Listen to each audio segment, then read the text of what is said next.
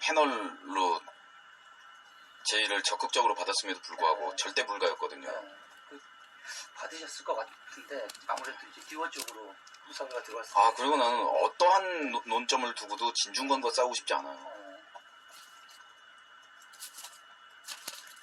그거는 물론 진중권이라는 당대의 대검객과 칼을 맞대고 싶은 마음이 절대로 없다라는 것도 있지만, 설사 내가 이길 공산이 있더라도 그런 검객 앞에서는 칼을 내리고 안 하면 안 되겠습니까? 라는 예의를 취해야 되는 것이 아니냐. 좀 너무 이런 부분에서 거기서 이제 그 진중권 씨한테 상처를 받았던 많은 네티즌들이 네. 그 원했지 않습니까? 저기 신해철이 나왔으면 진중권이 박살났을 텐데 뭐 이런 또 리플들이 꽤 있었거든요. 그런 기대와.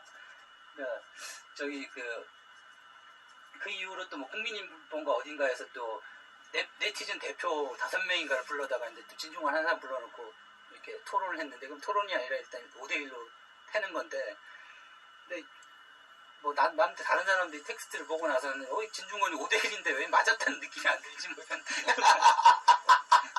시간 동안 얘기를 하고, 그 다음에 이제 그 양반은 뭐 맨날 소통을 하고 싶어 하니까 밥을 먹으면서 또 한 2시간을 여의도공원에 가서 얘기를 했나 보더라고요. 근데 그러고 나서 이제 그 진중권 씨가 다음 스케줄이 있어서 가봐야 된다, 미안하다 그러니까 그 나머지 사람들이 뒤를 보면서 혀를 내두르더라니, 고개를. 이거 아닌데 분명히 아니긴 아닌데 왜 우리가 이렇게 뭐 우리가 다수인데 이겼다는 느낌이 안 들지 뭐 이런 뭐 그런. 5명이 아니라 50명이 붙어도 그 정도 수준의 검객에게는 상대방들의 숫자는 의미가 없어요. 그래도 이제 대표성을 가진 여러 사람, 뭐 니네들이 뭐 이 정도만 한번 붙어보겠다는 사람들 짝에 추천을 받아가지고 내보낸 거니까 참. 우리나라에서 검을 맞대고 싶지 않은 사람 리스트 1위가 진중권이네. 내가 그 사람하고 왜 붙어? 미쳤어. 머리 총 맞았어. 근데 다른 사람들은 이럴 때마다 진중권은 망가졌다 뭐 이렇게 얘기를 하지 않습니까? 진중권은 너무 그러니까 좀 쉽게 얘기하는 사람은 망가졌다 그러고, 그냥 솔직하게 감정만 얘기하는 사람들은 제가 싫어. 나는 제가 옳은 말을 할지는 모르겠지만 난 제가 싫어. 싸가지 없어. 뭐 이렇게 얘기를 하기도 하는데, 그럼 요번에 그 진중권 씨 논리에 대해서 굉장히 그 디오의 팬들은 상처를 많이 받았던 것 같은데, 그 논리 자체에 대해서는 어떻게, 그 얘기 자체에 대해서 왜 상처를 받는지 모르겠단 말이에요. 그 A급의 컴퓨터 그래픽이나 기술력을 보유한다고 해도 그것이 A무비를 뜻하는 건 아니잖아요. 그러니까 뭐라 그럴까, B무비 혹은 B문화의 가치를 비디오 가게의 에로코노에서 번지점프를 하다라는 제목을 봐야만 아는 사람들에게 있어서, 심영래 감독은 집요하게 B무비의 세계를 파고온 사람이잖아요. 그리고 B무비를 최고 하이 퀄리티로 만들겠다라는 플랜을 옮긴 거잖아요. 그러면 B무비가 B무비의 미덕을 잃어버렸을 때, B무비가 A무비인 척 했을 때 그것은 비난의 대상이 된다고 봐요. 그런데 심영래 감독이 제일 잘난 척하는 그 멘트들을 들어봐도 그 사람이 그 디오를 A무비라고 주장하고 있지 않아요. 그 말의 구성이나 내용들을 보면. 아무리 그 사람이 기술력을 잘하려도 그럼으로써 내가 A급 영화를 만들었노라라고 얘기하지 않는단 말이에요. 그러니까 그 진중권 거사의 그 실수랄까? 뭐랄까. 근데 진 거사 입장에서는 그렇게 말할 수밖에 없죠. 그리고 당연히 허점이 눈에 보이고.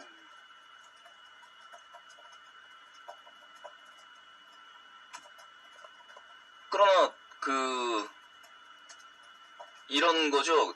대중들 입장에선 B무비인 거 다 알고 보고 있거든. 그러니까 자꾸 B무비라고 얘기하지 말라고 안다고. 알고도 좀 밀어주는데 왜 자꾸 밉상을 떠느냐. 이런 입장이 되어버리죠. 그러니까 양자의 의견은 좁힐 수가 없죠.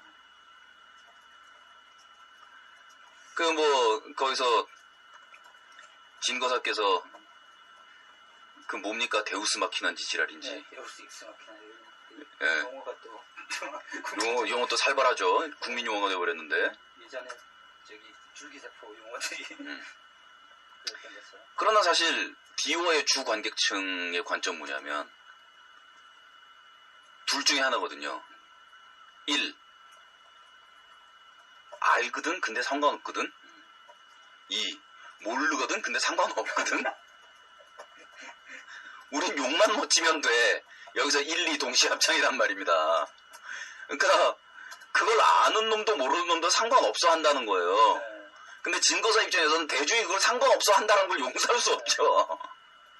그래서 참 재밌는 게 이번에 그 대중들이 얘기하는 거 말씀하신 것처럼 그 어떤 지적인 논란에 대해서 상관이 관심이 없는 거 아닙니까? 근데 그 과거에 이제 진중권한테 상처를 좀 받았다는 평론가들이 다 일제히 지금 그 약간 실체가 애매한 대중평을 들으면서 굉장히 이상한 스탠스를 취했거든요. 그러니까 그러고 났을 때는 그래서 제가 얼마 전에 글을 하나 썼었는데 진중권이 때로 매우 오버할 때가 있다. 근데 이 사람이 쭉 가만 있다 보면 이 사람을 지탱시키기 매번 무슨 사건이 났을 때마다 진중권은 끝났다라고 얘기했지만 왜 살아남았겠냐. 나름 일관성과 실력이 있다. 그러니까 이 사람이 살아남은 건데 그 다음에 이제 오히려 그 평론가들이 대중들한테 좀 박수를 받으려고 그랬던 것 같은데 저는 대중들이 그거에 대해서 별로 관심이 없다라고 생각하거든요. 그러니까 그런 자기 편을 들어주는 평론이든 욕을 하든 평론이든 아니 평소의 스탠스를 본다면 제가 함부로 짐작컨대 그 진거사께서는 비월을 까는 게 아니라 무시했어야 맞는 사람이에요. 제가 볼 때는. 근데 거사께서 칼을 뽑은 이유는 비월을 괘씸히 여긴 것이 아니라 그렇죠. 그 뭐라 그럴까 비호를 비호하는 세력들이 보여준 파시즘적인 성격. 그러니까 그게 이제 결정적인 거는 그때 이송일 감독하고 그 평을 썼던 몇 기자들한테 몰려가고 저기 했던 그런 부분들을 좀 그러니까 자기도 이제 그동안 많이 당해봤으니까. 그러니까 그것 때문에 분연히 칼을 뽑았지. 비호 자체를 뭐 그렇게 저는 크게 못마땅해 한다라는 인상을 받지는 않았거든요. 그리고 저도 지금 조금 전에 생각한 게 결국 이제 살아남을 사람은 이 논쟁에서 살아남을 사람은 가장 상처를 많이 받았던 두 사람 심영래와 진중권은 결국 자기 일을 계속하고 있을 텐데 거기서 중간에 김홍준만 줬던 거야. 부안애동했던 사람들은 나중에 쭉 빠지고 나서 보면 이 사람들 되게 그동안 자기가 해왔던 스탠스와 매우 다른 글을 쓰신 분들도 있고 하다 보니까 사람들이 이건 뭐지? 뭐 이런 느낌이 들었던. 근데 다 자성해야 돼요. 그러니까 네티즌들도 우르르 몰려가지고서 아예 그냥 사람 말을 못하게 막아버리는 그 폭력 집단으로서의 그 네티즌의 행위에 대해서 어느 정도 자정력을 갖추는 대중으로 좀 업그레이드 할 필요가 있고, 그 다음에 평론가 집단도 그 부헌해동 해왔다는 사실을 인정해야 되거든요. 그 네티즌의 논리들 중에서 사실 먹혀든 거는 비호 자체를 비호하는 말들보다는 스토리가 없다 그러는데, 그럼 조폭만으로는 스토리가 있는 거니? 뭐 이런 말들 있잖아요. 그 다음에 그 각 평론가들이 말도 안 되는 영화에다가 호평했던 그 캡처들, 그 위력을 발휘했지 않습니까? 근데 그거 보면 정말 이 족 같은 영화에다가 이렇게 호평을 해줬었단 말이야. 이런 캡처들이 존나게 많았잖아요.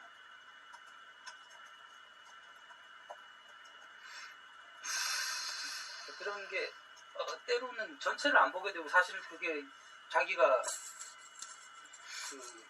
자기 일기장을 쭉 보다 보면 때로는 모순된 행동을 할 수도 있고 때로는 좀 이상하고 근데 이렇게 깝짜집게 하면 누구도 다 일관성 있는 사람은 좀 있기 힘들 것 같은데 좀 약간 그런 좀 한 사람 딱 튀어나오고 이번 신정아 뭐 사건도 좀 그런 것처럼 어떤 이게 어떤 그런 식의 그 권력형 비리를 파헤친다기보다 한 사람으로 완전히 끝장을 내는 방식으로 좀 사회가 좀 가고 있는 부분이 있지 않습니까?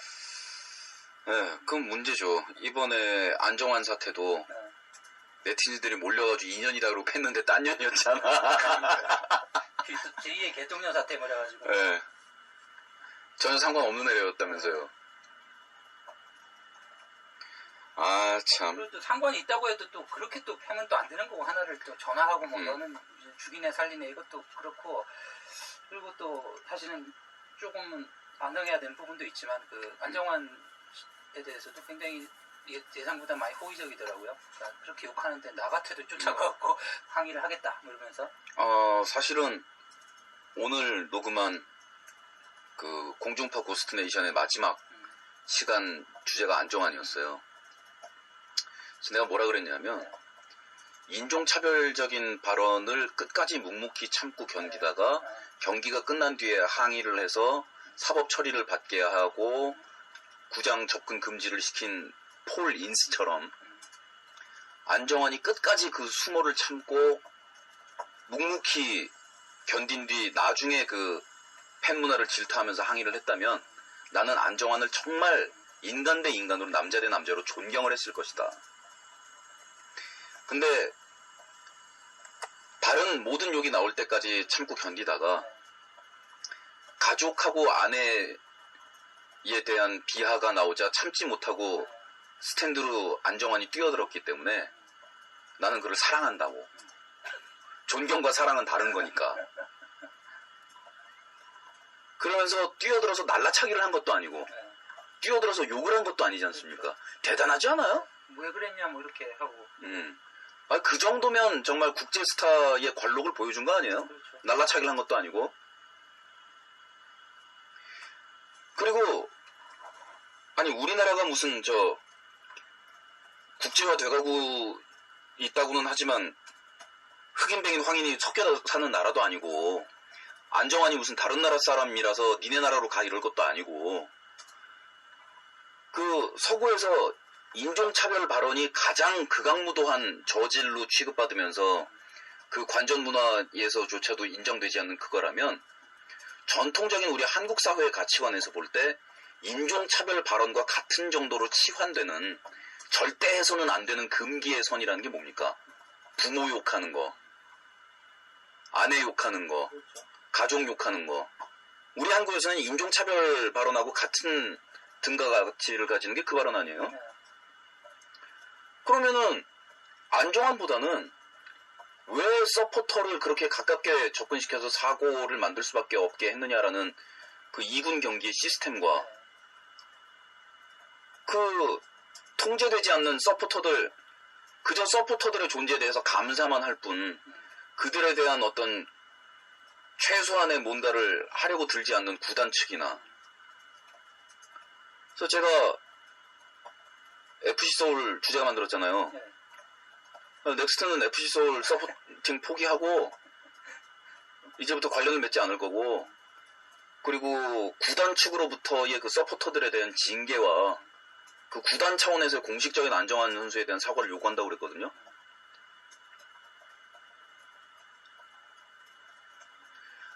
아니 유럽에서는 관객들이 다 그 정도 욕한다는 그런 말도 안 되는.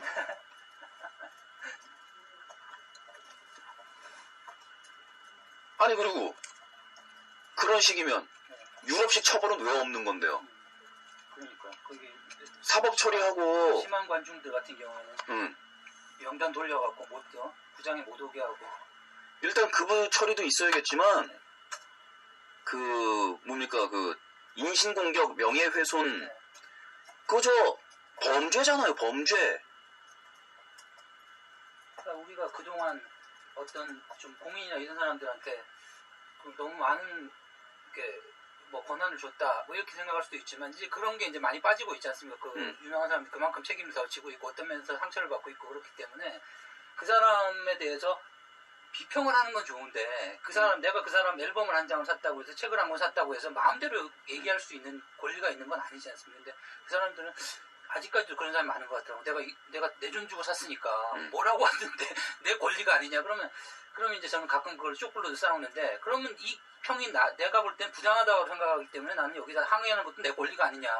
이러면 또 뭐 난리가 나거든요. 그런 다음에 제가 또 실수한 부분 쪽불끼리 싸우는 거 같고 실수한 부분 같고 1년 후에 또 욕을 하고 이 새끼는 아주 이상한 놈이야 그러면서 막 그렇더라고요. 다 그래요 다. 대중만 그런 게 아니라 아까 우리 디오 얘기도 나왔지만 평론가 집단이 평소에 못되게 처신한 거에 대한 덤태기를 한 방에 몰아가지고 당한 거거든요. 디오 사태가. 그 말들 똑같은 말도 이쁘게 할 수 있는데 그렇죠. 꽈서 못되게 말하고. 그렇죠. 약간의 또 뭐 선민의식이 있는 사람들이 많으니까요. 선민의식이 있는 사람들 많고. 영화 평론은 그래도 가요 평론보단 나아요. 지금 가요 평론은 괴멸했잖아요. 그렇죠. 근데 가끔씩 글이라고 쓰는 놈들 보면 이건 택도 없이 공부는 하나도 안 했는데 말 못듣게 하는 재주만 배워가지고 그렇게 해가지고 대중들 사이에서 튀려고 그런단 말이에요. 그런 부분하고 계속 또 많이 싸우신 거 아닙니까? 그동안에 이제 뭐 어떤 그 자기 진영 안에서도 그동안 뭐 이렇게 저쪽 진영 무너뜨리면 이쪽이 뭔가 될 것처럼 저쪽 진영을 막 극악스럽게 씹다가 이쪽 진영에서도 누가 좀 된다 싶으면 얘만 끌어내려놓으면 뭐가 되는 것처럼.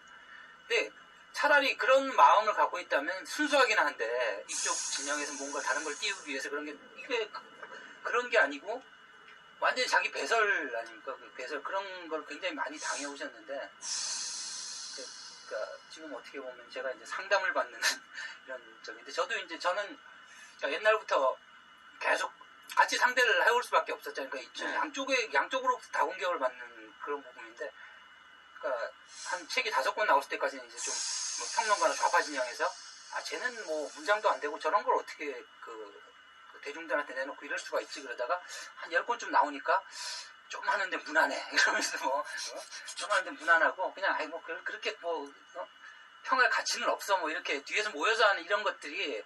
근데 가끔 이제 그런 태도를 보이는 그 평론가처럼 구는 또 그 저기가 있지 않습니까? 그러니까 리뷰를 쓰는 대중들이. 근데 가끔 이제 저는 눈에 띄니까 그 사람이 계속 그렇게 평할 때 저는 화가 나갖고 이제 그러니까 리플 달고 싸우다 보면. 근데 이제 저는 그러고 나서 잊어버리고 있으면 이 사람들은 다 그걸 캡처해놨다가 1년 후에 또 꺼내고 얘가 참 딴 데 가서 성격 좋은 척하고 그럼 저거 인터뷰하러 가서 싸울 일도 없을 거고 인터뷰란 저게 그게 아닌데 얘 책을 읽어보면 굉장히 예의 바르고 진지하게 하는 것 같지만 얘 이런 걸 봐라. 근데 그걸 봐도 사실은 별거는 없거든요. 근데 자기들은 그걸 굉장히 뭔가 대단한 걸 공개한 양 뭐 자기가 일부러 지워놓고 막 저기 한 게 그 자체로도 다 드러나는데 근데 이제 그걸 보다 보면 또 저는 또 변명을 하거든요. 제가 당신이 이렇게 했는데 나는 내 입장이 이렇다 툭 던져놓은 충분히 다 변명할 수 있는 거임에도 불구하고 매번 그렇게 싸울 수는 또 없지 않습니까? 네. 그걸 어떻게 해야 될까요? 진짜 매번 그렇게 싸울 수는 없다는 것 때문에 나아가고 물러설 때를 판단한다라는 게 참 힘든 것 같아요.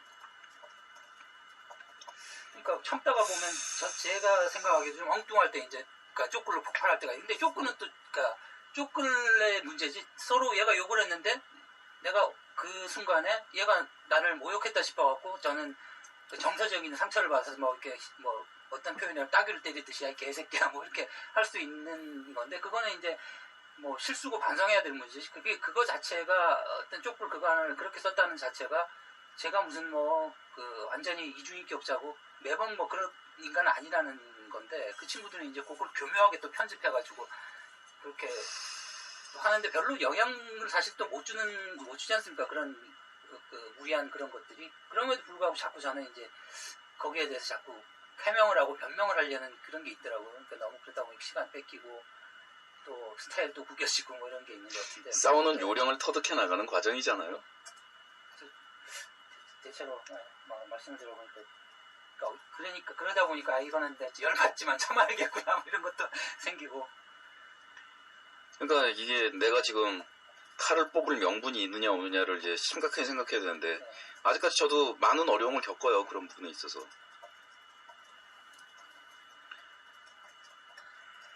평론가를 자처하는 애를 5집 앨범 나오고 하나를 제가 매장을 시켜버린 적이 있지 않습니까? 네. 근데 그때도 그게 그냥 떠돌아다니는 글이었으면은 제가 그렇게까지 화를 안 냈을 거란 말이에요. 오마이뉴스가 말도 안 되는 애들한테 장을 열어주니까 그래서 조지는 거란 말이에요.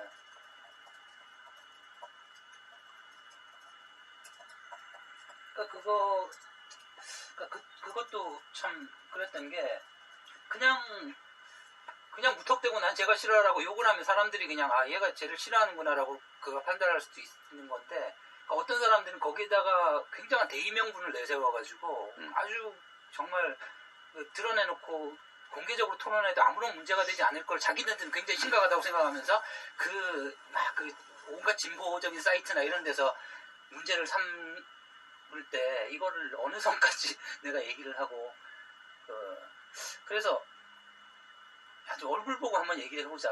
근데 진짜 말도 안 되는 얘기를 하고 있으니까 그러면 또 뭐라고 하냐면 얘가 이제 면피를 뜨자고 그러네 이러면서 뭐 협박하는 거 아니야? 잘 나가는 전혀 잘 나간다고 생각하지도 않으면서 그럴 때는 또 잘 나가는 누가 자기를 협박한다 이러면서 막 엄살을 떨고 근데 그렇게 거짓말하는 걸 보면 너무너무 화가 나니까 진짜 왜 그 거짓말이야. 루저 애청들은 상대를 하지 말아야죠. 그러니까 그건 진짜 상대를 또 안 해야 되는데 또 안 하자니 또 굉장히 또 생각을 해보니까 누가 얘기하듯이 그 친구들한테는 그러니까 제가 책이 한 권 더 나오는 게 그 친구들한테 상처가 되겠다는 생각도 들겠더라고요. 그러니까 평을 더 잘 받으면 더 화가 날 거고 그 친구들은 나하고 비슷하게 같이 그쵸. 놀다가 쟤는 그 과정이라는 게 분명히 있는 건데 자기들은 그 노력할 생각을 하지 않고 그냥 한 놈 잡으면 뜬다라고 생각하니까 그러니까 근데 제가 죽어봐야 그 친구들하고는 전혀 상관이 없는 그냥 자기 만족이 되겠죠. 자기 만족. 야 내가 한 놈 보냈어. 뭐 이런. 그렇다고 가지도 않는데